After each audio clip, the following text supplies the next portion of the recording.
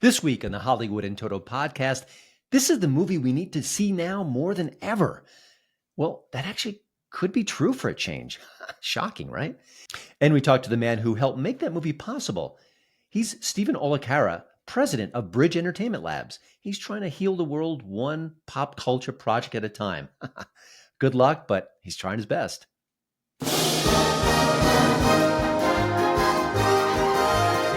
Welcome to the Hollywood and Toto Podcast.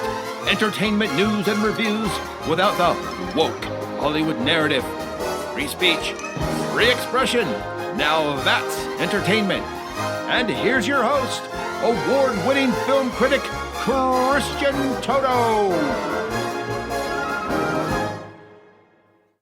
You know, we haven't heard this phrase in a while, but it was pretty common from 2016 to 2020. I think you know why.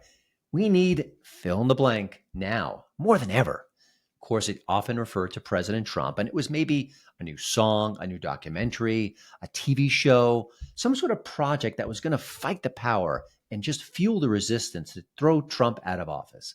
Now, 9 times out of 10, and I'm being very generous, it wasn't remotely what we needed right now more than ever. It was gobbledygook. That last bit was uncalled for and makes no sense. But you know, there's a new movie that's out right now. It's available on video on demand platforms everywhere. And it fits that bill certainly closer than anything we've seen in a while. It's called The Elephant in the Room, and it's a romantic comedy about a beautiful young woman and a handsome young man who meet, and there's a spark, and there could be a love connection. That's what rom-coms are. Silly, funny, heartfelt. It's all about boy meets girl. But this particular girl is a progressive. And this particular boy, well, he voted for Donald Trump. The horror, the horror. Can this couple manage that divide? Can they make this true love connection?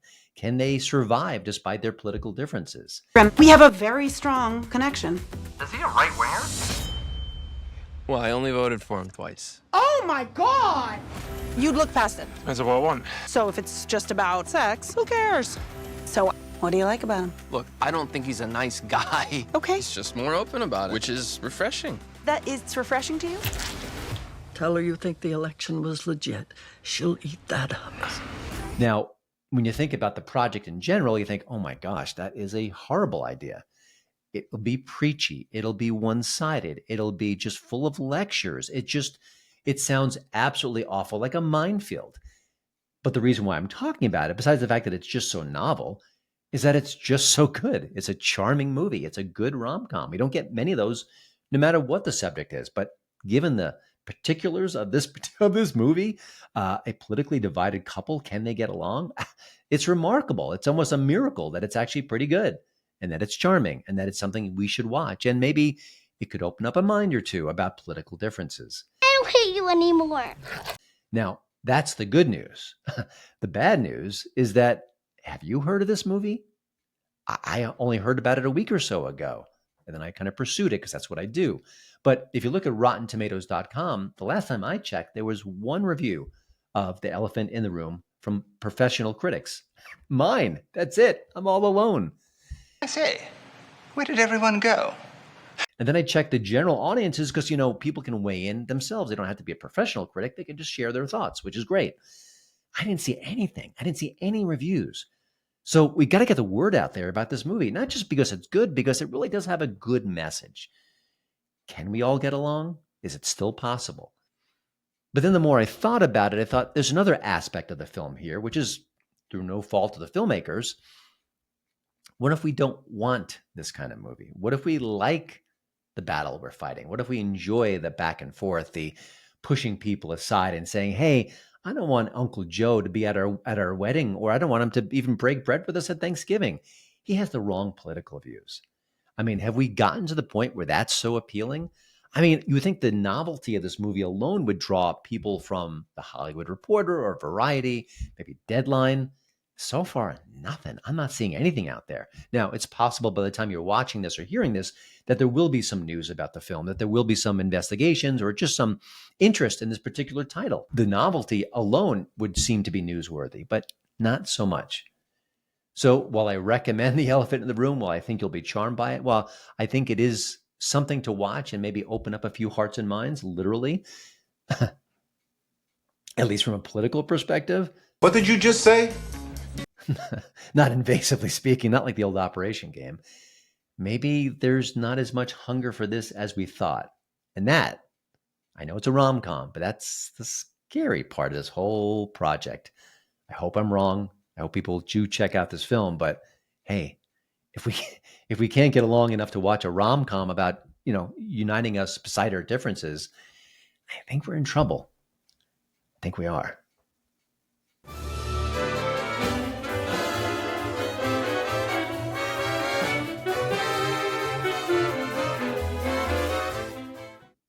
We'll talk to Steven Olikara, the president of Bridge Entertainment Labs, in a minute. But first, filmmaker Alex Gibney has got a new project coming very soon. The documentarian is focusing this time on Elon Musk, and the film is called simply Musk. That's all you need, right? Now, this film doesn't have a release date yet, and I believe he may be still assembling footage because there's been a lot of news in Musk world in the last 6 months to a year, wouldn't you say? He's been a really consequential figure. He's played into politics, into the EV debate. Oh my God, just goes on and on and on. And in case you haven't noticed, a little while back, there were people hurling Molotov cocktails at Tesla dealerships because they didn't like the owner, Elon Musk. Now, this is the kind of movie that we really do need right now as far as letting people know more about him, what makes him tick, why is he so unique? He's a genius. He's an innovator. He's a rabble-rouser. He's odd. He's odd to an nth degree. And he's hypocritical, and he's thin-skinned. He's a lot of different conflicting things all wrapped up in this very curious package. So I think we need a movie like this. It's important. But is Alex Gibney the right guy to make such a movie? Now, he's got an Oscar on his shelf. He's a talented filmmaker, no doubt. But he's very ideological. Not like Michael Moore ideological, but certainly he shoves his beliefs into his work again and again. So will that doom this kind of project? Are we going to maybe lack the nuance, the balance, the sophistication that Elon Musk and a documentary about him truly deserves? Well, stay tuned, but I've got my doubts. Even the Magic 8 Ball said outlook not so good. And it turns out we're getting a new Wizard of Oz. I thought we dodged a bullet. I really did. Because a few years ago, I think it was in 2022, Kenya Barris, who has created Blackish and some other certainly woke programs, said he's going to make a new Wizard of Oz with people of color and have it reflect modern times. It's a reimagining. If that doesn't scare you, nothing will. But then we haven't heard much about the project. Again, that was 3 years ago. There's been no casting news. There's been no studio attached to my knowledge.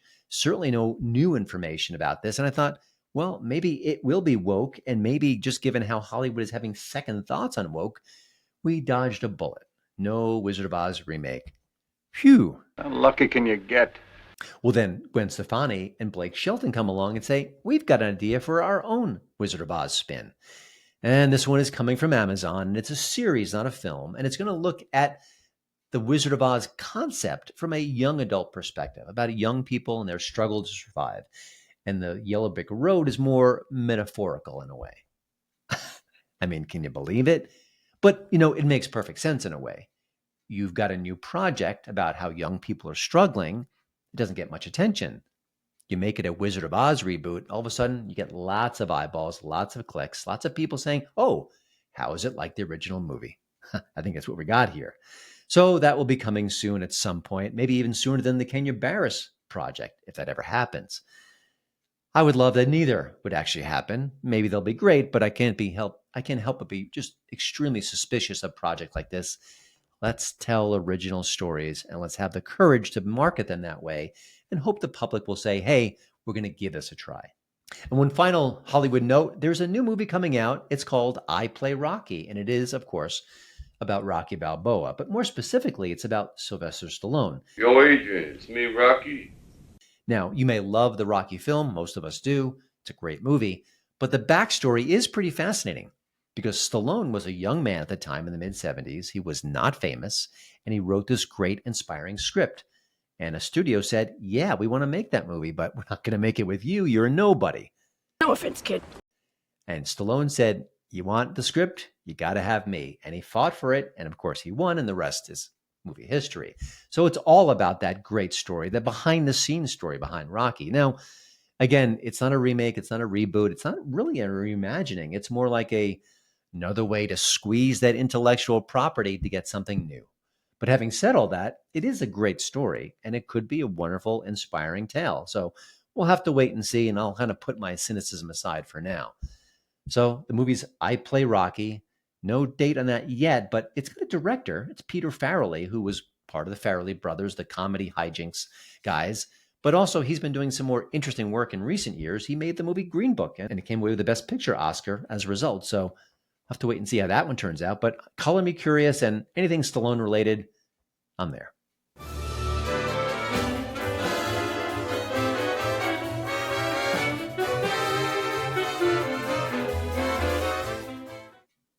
Steven Olikara has done a lot in his years, but this one, definitely his toughest assignment to date. Now, Steven has been a radio DJ, he's been a political candidate, he's been an entrepreneur, but now he is the president of Bridge Entertainment Labs. It is a group dedicated to healing our national divide.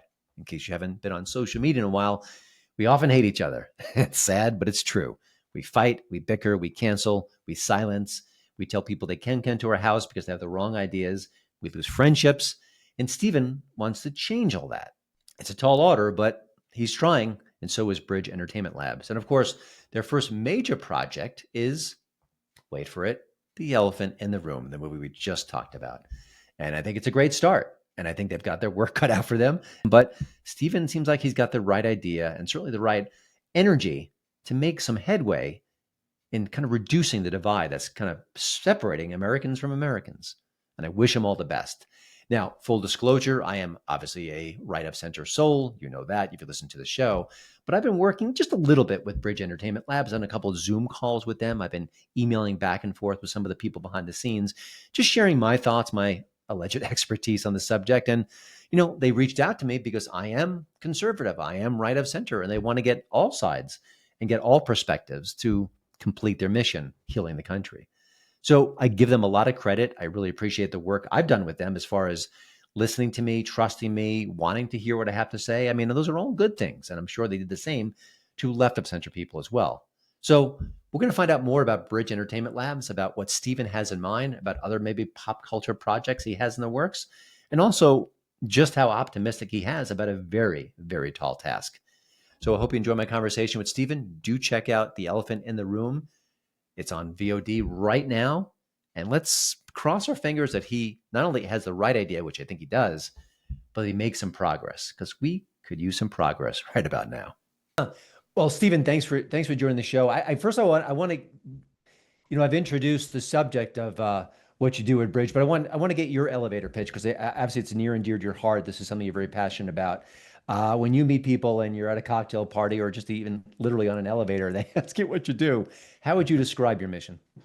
Well, right now we live in a time of extreme polarization in our country, and we need a force that's strong enough to take on the forces of division, what I call the division industrial complex, which is a multi-billion-dollar industry that's focused on making us hate each other all the time.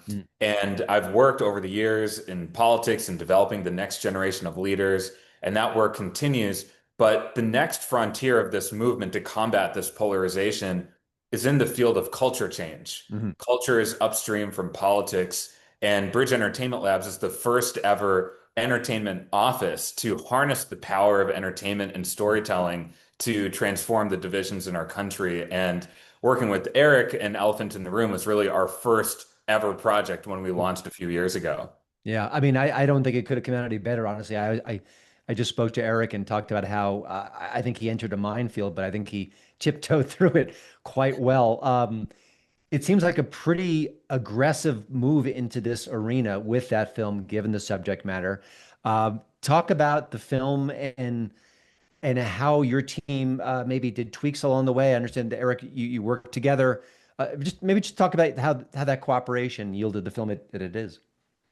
Well, the interesting thing is Eric does not come from the bridge building field, or some people call it the pluralism field. And he is a filmmaker, and he has done romantic comedies before.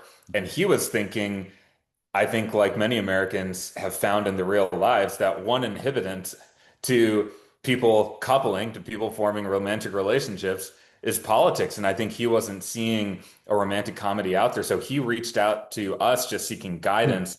I Yeah. think he was like eyes wide open to find out there's an entire movement and a field of people. And I think for storytellers like Eric, it's important to find out that they're not alone here. I think sometimes it can feel isolating to do this work, but there are hundreds of organizations that are engaging millions of people around the country in this movement. And so we had the chance to work with him, and we're grateful to be executive producers on the film to help land the intention he had, which was to tell a story of people who voted for different candidates and to provide nuance and a humanizing element to people who disagreed politically. And I think for storytellers, and Kristen, you can speak to this better than I can, especially in Hollywood, often live in a bubble, and it's hard to step outside of their echo chambers. And I think for us, what we do with not only Eric, but lots of storytellers is help to provide that nuance for the different characters they hope to portray. Because if they don't, then you can turn off a lot of the American public and have the opposite effect. Your piece of art can actually further polarize people instead of doing the opposite. And so we were really honored that Eric is so game, and now he's one of our best spokespeople and champions for the movement. Yeah, the movie is a great spokesman for the movement as well on a different level. When you think about Hollywood, it's certainly left-leaning industry for sure. I think a lot of the messaging sort of reflects that as well. And I cover a lot about sort of what I would call a bubble mentality, where they're not getting other points of view. I respect the mission you do, even though I am an openly conservative soul. Are you getting a unique kind of resistance within Hollywood creative types or artists, or what's it been like to kind of do what you do, intersecting with an industry which is very in one camp in a way? It is. I would say there is a empathetic gene in most storytellers you meet. They have a curiosity about the world. And so a big part of what we're doing is just bringing that curiosity and empathy really to the surface in their craft. And I think a lot of storytellers we have met in Hollywood recognize it's important to tell a fuller, more holistic story, because that's what great art looks like. But it's just harder than ever to do that. And there is what our field calls a collective illusion dynamic, where certain storytellers and executives will articulate a liberal position and say that their film or project needs to be super liberal to sort of satisfy a certain culture within the industry, when they themselves may not be that far extreme on the issues. And so part of what we're doing is creating a permission structure for people to be themselves and to hear from perspectives they wouldn't otherwise hear from. And, not only Eric Bork, but I think about the Academy Award winner, Morgan Neville, who's known for doing Won't You Be My Neighbor, the film about Rogers, among many others. And the way he describes it is filmmaking is an empathy machine. And he tells every story he has ever produced through the lens of social cohesion. So people like Morgan are obviously very far along on their bridge building journey and really embody our storytelling principles. Yeah. But there are others who are very much at the beginning of the journey saying, I know this is important, but I don't know how. And I think those are opportunities for us, because we really enjoy lighting that spark in filmmakers. We did this at the Sundance Film Festival. A few examples come to mind of storytellers who are like, wow, this is so cool, and they want to get more involved. Yeah. I mean, I think the thing you touch on, which I want to emphasize, is that Elephant in the Room is a better movie because it's so balanced. It's just a better movie. And there's no way I'd argue with anyone that that's the case. When you think about the possibilities between with what you're doing, this is like a first salvo. I think it's a great salvo, obviously. I've spoken very positively about the film. Where else do you see yourself reaching out to? What are there other parts of the pop culture landscape, whether it's TV or plays or films or YouTube channels? What do you envision for Bridge at this point?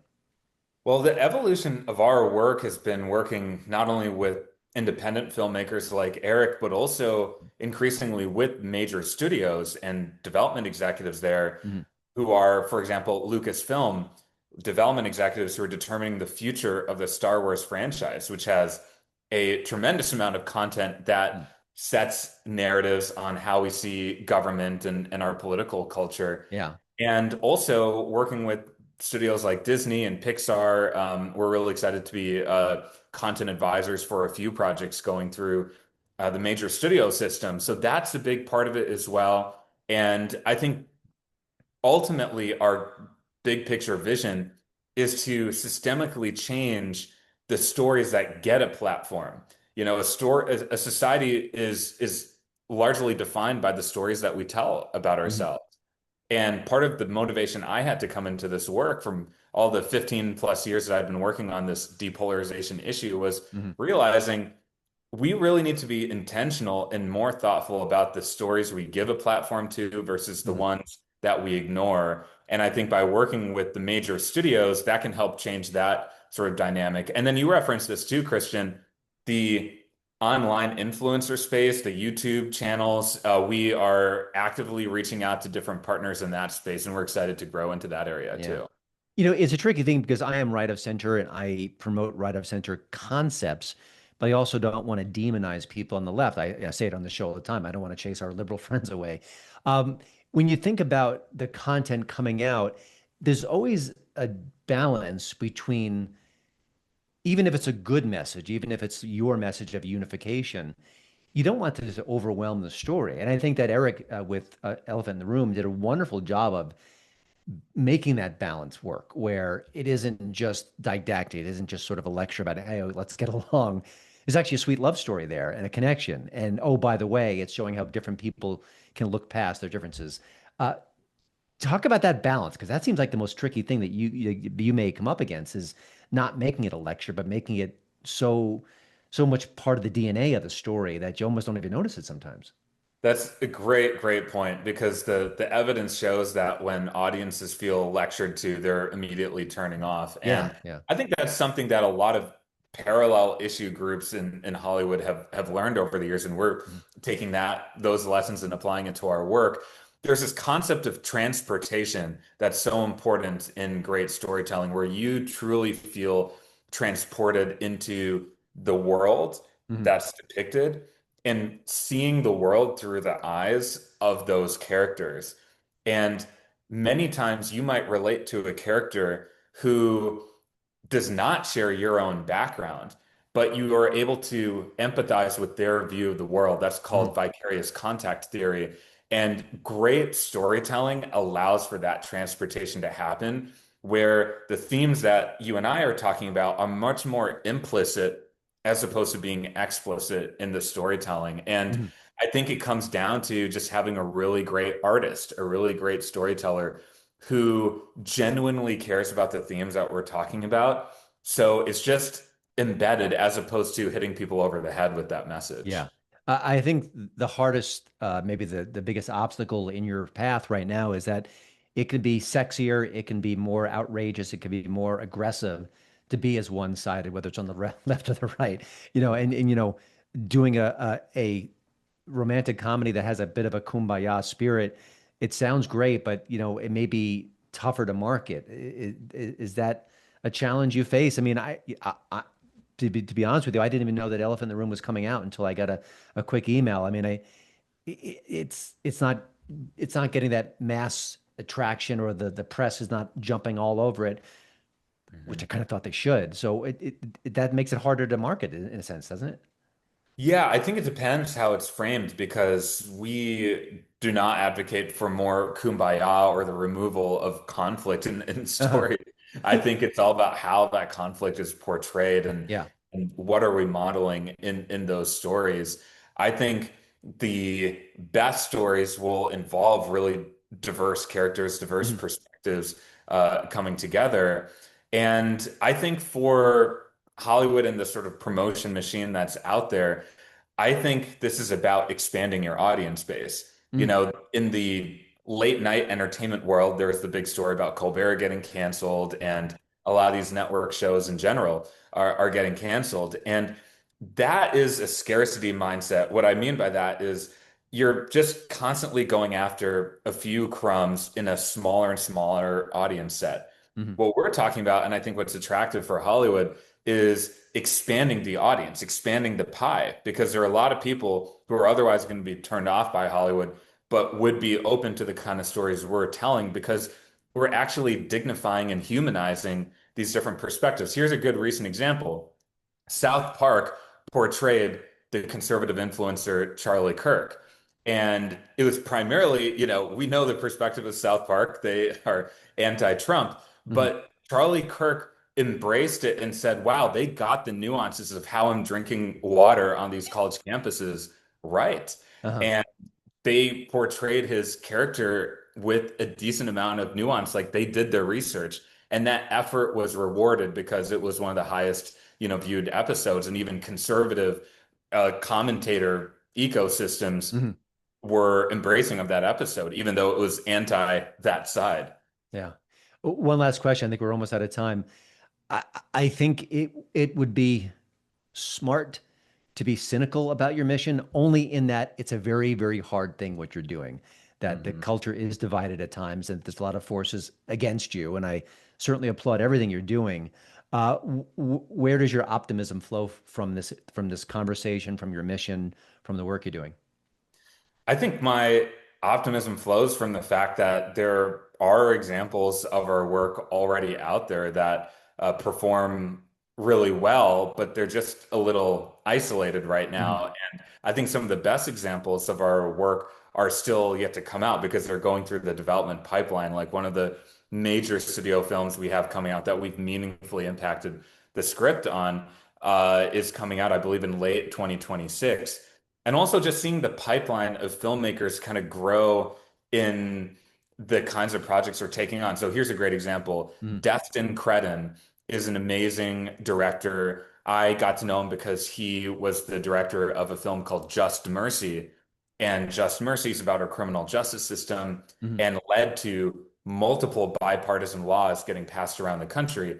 And he kind of came up in the indie world and he's part of our community. Well, now he's doing the next Spider-Man movie that's coming out next summer. And so now, having a Marvel level kind of impact at that scale, I think is exciting and gives me optimism. It's a great story. But well, Steven, thank you so much. Where can people find out more about Bridge Entertainment Labs and any other things you'd like to share before we let you go?